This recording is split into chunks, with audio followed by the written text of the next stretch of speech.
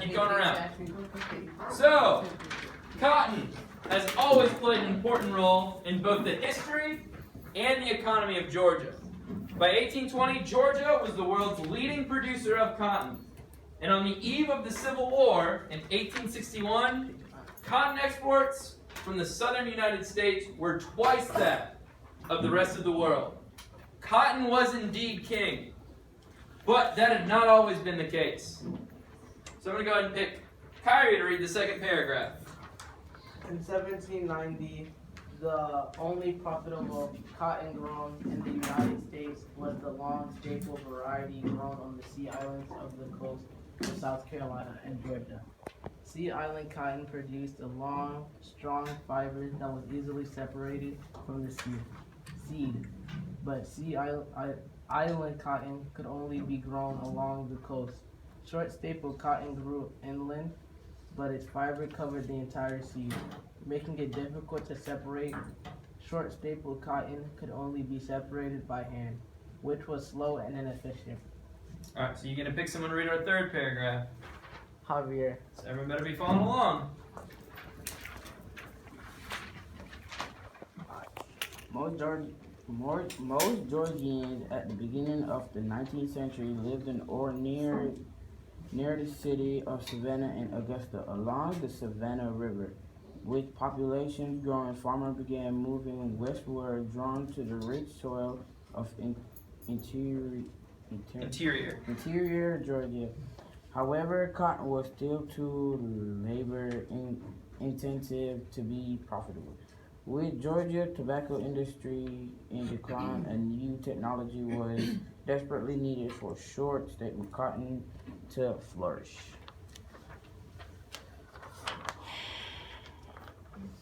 What's your name? There we go. The new technology came from an unlikely source. Eli Whitney was born in Massachusetts in 1765. His father was a farmer with a small manufacturing business on the side. In this shop, Eli learned mechanics. By age 14, he ran a profitable nail manufacturing business. Asia. In 1793, 10 years after the Revolutionary War, Whitney left the North and set sail to work as a tutor on a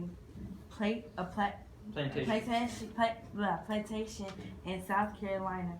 There he saw cotton growing for the first time, and devoted himself to finding a way to gin the fibers. In a letter to his father, he wrote that if a machine could be invented which would clean the cotton with expedition, it would be a great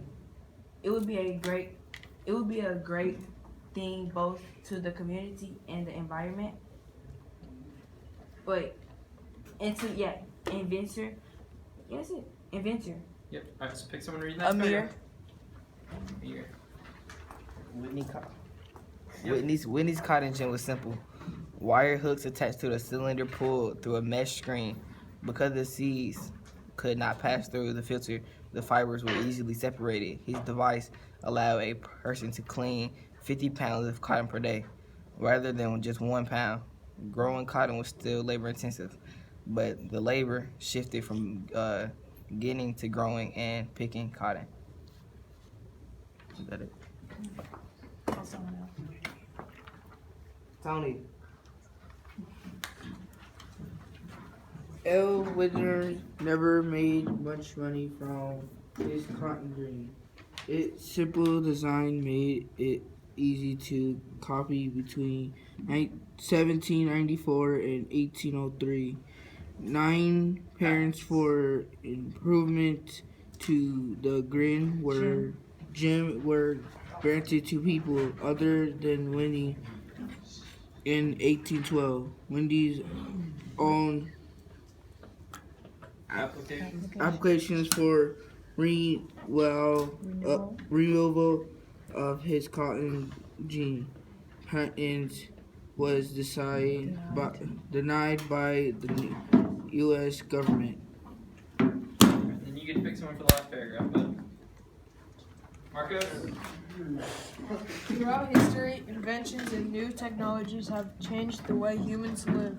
Perhaps no other development affected life in the South and in Georgia in the first half of the 19th century more than the cotton gin.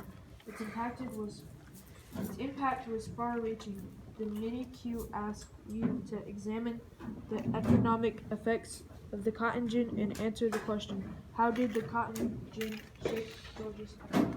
All right, so with what we just read, Eli Whitney made this new invention, the cotton gin.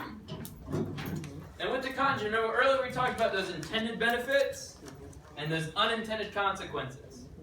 So the intended benefit was To get the cotton. seeds out of cotton. it's easier to get those seeds out of cotton because they used to have to do it by hand. And now they can do it quicker, it's easier to do, and it's cheap to make.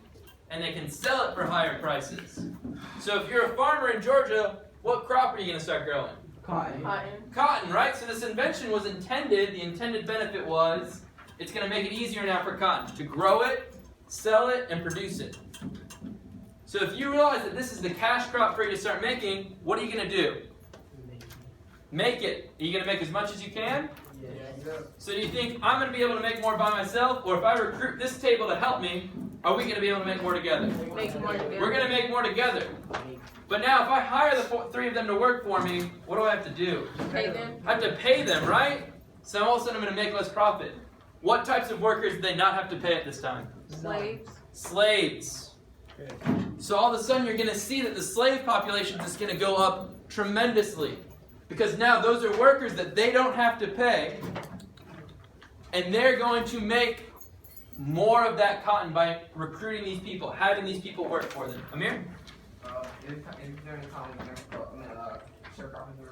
Sharecropping? No, this sharecropping is going to be after the Civil War. So all of a sudden we see that this invention had an impact because it was an intended benefit was to help make things easier. But the unintended consequence that came with it was slavery came. And it increased tremendously. It was already here, but because this cash crop that made a lot of money was easier to make, people wanted to mass produce it. So now the unintended consequence was slavery increased tremendously, and those people's rights weren't there. So, with your group, you're going to go through this little passage, and you're going to put small numbers next to each paragraph. So by the first paragraph, you're going to put number 1. Second paragraph, number 2. And so on. You should get 8 total by the end. That last paragraph should be number 8. So go ahead and label those real quick.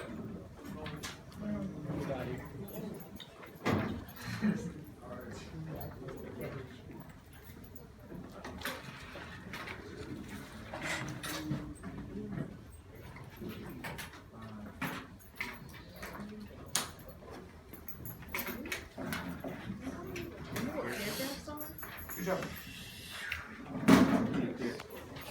They could be indented.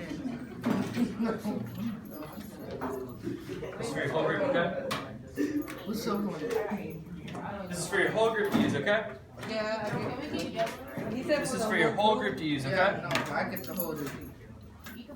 This is for your whole group to use. Whole group.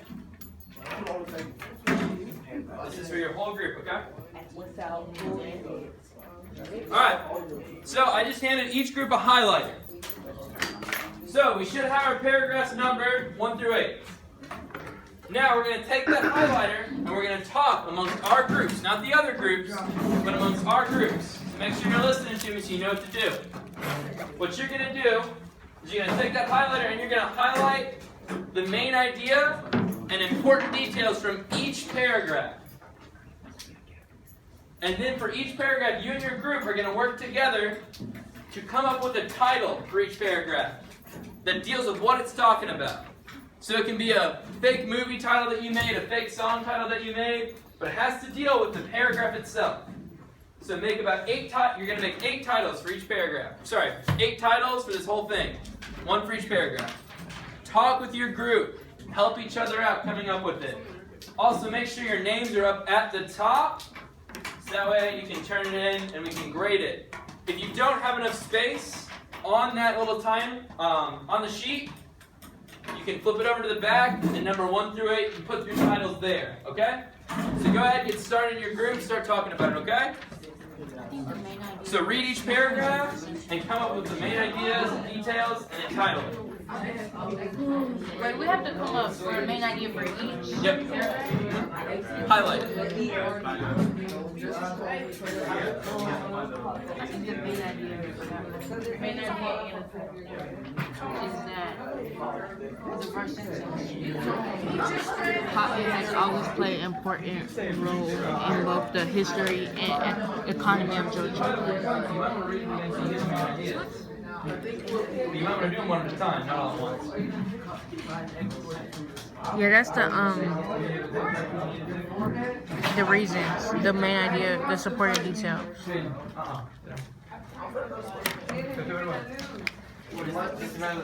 Alright, so what are we thinking for the first one? What are we thinking the main idea is? The cotton gin? So the cotton gin's not mentioned quite yet in our first paragraph. So what's something that is mentioned? Close to the end. Cotton was intended for Cotton is So cotton was the king, right? It's also in the cotton, but what that means is it was indeed the king, was that it was the thing in charge. It was the thing that was making the most money. So they wanted to make more of it. So the main idea might be that last sentence there. So that's why they started adding. So what would be a good title if that were a movie? Cotton was king. Cotton was king? King Cotton?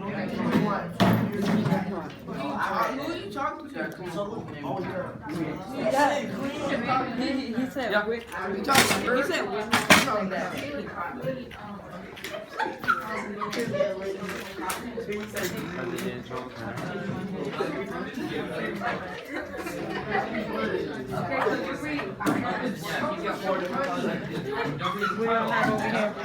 Alright, say, hold up. In the title, say this right here. Say this right here. No.